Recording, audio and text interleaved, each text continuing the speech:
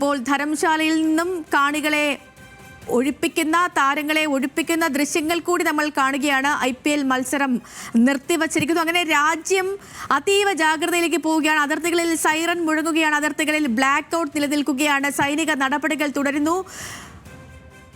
കടുത്ത ജാഗ്രതയിലാണ് രാജ്യം. രണ്ട് രാജ്യങ്ങളും രണ്ട് ആണവ ശക്തികളാണ്. അതുകൊണ്ട് തന്നെ അന്താരാഷ്ട്ര സമൂഹവും ഈ സ്ഥിതിവിശേഷത്തെ വളരെ ജാഗ്രതയോടുകൂടിയാണ് ഉറ്റുനോക്കുന്നത്. അമേരിക്ക വിഷയത്തിൽ ഇടപെട്ട് കഴിഞ്ഞു. ഇന്ത്യൻ വിദേശകാര്യമന്ത്രി S ജയശങ്കറുമായി അമേരിക്കൻ സ്റ്റേറ്റ് സെക്രട്ടറി അദ്ദേഹം ചർച്ചകൾ നടത്തി. ഇരു രാജ്യങ്ങളും സംയമനത്തോടുകൂടി ഈ വിഷയത്തിൽ അടിയന്തരമായി ഒരു പരിഹാരം കണ്ടെത്തണമെന്ന് ആവശ്യപ്പെട്ടിട്ടുണ്ട്. അതിനൊപ്പം തന്നെ പറയേണ്ടത് പാകിസ്ഥാനിലെ സിയാൽകോട്ട് വ്യോമതാവളത്തിൽ വൻ സ്ഫോടനം നടന്നു. ഇന്ത്യൻ ആക്രമണമെന്നാണ് പാക് മാധ്യമങ്ങൾ പറയുന്നത്.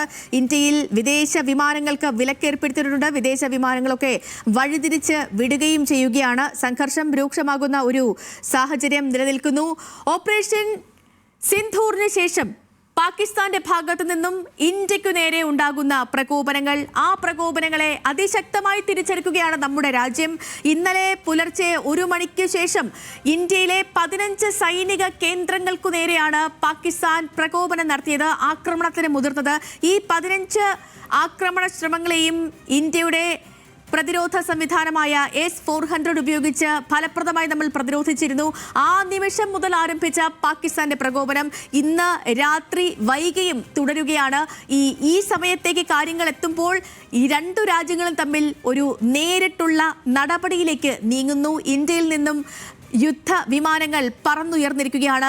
രുജേഷ് വി രവീന്ദ്രൻ കൂടി ചേർന്നുണ്ട്. രുജേഷ്, ഇപ്പോൾ നമ്മൾ ഈ സ്ക്രീനിൽ കാണുന്നത് ഒരു ഭാഗത്ത് രാജ്യം ബ്ലാക്ക് ഔട്ടിലേക്ക് പോകുന്നതും ആളുകളെയൊക്കെ ഒഴിപ്പിക്കുന്നതും, മറ്റൊരു ഭാഗത്ത് ഈ ധർമ്മശാലയിൽ നടന്ന മത്സരം അത് നിർത്തി താരങ്ങളെ സുരക്ഷിതമാക്കി മാറ്റുന്നു, കാണികളെ പുറത്തേക്ക് വിടുന്നു. അവിടെ അതിശക്തമായ നടപടികളിലേക്ക് പോകുന്നു. സേതുലക്ഷ്മി, നമുക്ക് നേരത്തെ തന്നെ ഏറ്റവും പ്രധാനപ്പെട്ട കാര്യം, നേരത്തെ തന്നെ ഇത്തരത്തിലൊരു ആശങ്ക ഉണ്ടായിരുന്നു. കാരണം ധർമ്മശാല ഈ അതിർത്തിയോട് ചേർന്നുള്ള ഒരു മേഖല തന്നെയാണ്. അതുകൊണ്ട് അവിടേക്കുള്ള വിമാന സർവീസുകൾ സംബന്ധിച്ച് വലിയ ആശങ്ക ഒരു ഭാഗത്തുണ്ടായിരുന്നു.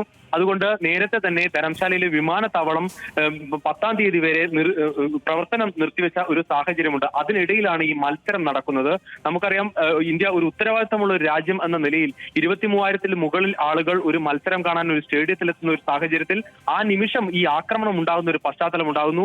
അതിനിടയിൽ മഴ കാരണം ആദ്യഘട്ടത്തിൽ മത്സരം നിർത്തിവെച്ചെങ്കിലും പിന്നീട് ഒരു ബ്ലാക്ക് ഔട്ടിലേക്കുള്ള സാഹചര്യം ഓരോ സംസ്ഥാനങ്ങളിലായി വരികയാണ്. അത് ജമ്മു കാശ്മീരിൽ തുടങ്ങി പിന്നീട് പഞ്ചാബ്, രാജസ്ഥാൻ, പിന്നീട് ഹരിയാനയിൽ ഉണ്ടാകുന്നു ഒരു നിർദ്ദേശം, ജാഗ്രതാ നിർദ്ദേശം ഉണ്ടാകുന്നു. അത്തരത്തിൽ വരുന്നതിനിടയിലാണ് ധർമ്മശാലയിൽ പെട്ടെന്ന് സ്റ്റേഡിയത്തിലെ ലൈറ്റുകൾ ഓഫാകുന്ന ഒരു സാഹചര്യം ഉണ്ടായത്. അതൊരു ബ്ലാക്ക് ഔട്ട് സാഹചര്യമാണ് എന്ന് തുടക്കത്തിൽ തന്നെ ആളുകൾക്ക് തോന്നിയിരുന്നില്ല. കാരണം അതിന് തൊട്ടു മുൻപ് ഒരു മഴയുടെ സാഹചര്യം ഉള്ളതുകൊണ്ട് മഴ കാരണം കറണ്ട് പോയി എന്നായിരുന്നു പലവരും കരുതിയിരുന്നു. പക്ഷെ അത് പെട്ടെന്ന് തന്നെ അത്തരത്തിൽ ഒരു ഇടപെടൽ സംഘാടകരുടെ ഭാഗത്തു നിന്നുണ്ടായി. മുഴുവൻ ആളുകളോടും സ്റ്റേഡിയത്തിൽ നിന്ന് ഒഴിഞ്ഞു പോകാൻ നിർദ്ദേശിച്ചു. പിന്നീട് പെട്ടെന്ന് തന്നെ ഈ മത്സരം നിർത്തിവെക്കുകയാണ് എന്ന് അറിയിച്ചു. ഈ മത്സരം ഉപേക്ഷിക്കുകയാണെന്ന് പിന്നീട് ഒരു തീരുമാനം വന്നു. പിന്നീട് ഈ താരങ്ങളെ മുഴുവൻ സ്റ്റേഡിയത്തിൽ നിന്ന് മാറ്റി പിന്നാലെ തന്നെ കാണികളെ മുഴുവൻ സ്റ്റേഡിയത്തിൽ നിന്ന് ഒഴിപ്പിക്കുന്ന ഒരു സാഹചര്യം ഉണ്ടായി. എന്തായാലും IPL മത്സരം നിർത്തിവെച്ചിട്ടുണ്ട്. 23,000 ആളുകൾക്കാണ് ധർമ്മശാലയിൽ കപ്പാസിറ്റി ഉള്ളത്. ആ 23,000 ആളുകളെയും അവിടെ നിന്ന് മാറ്റിയിട്ടുണ്ട്.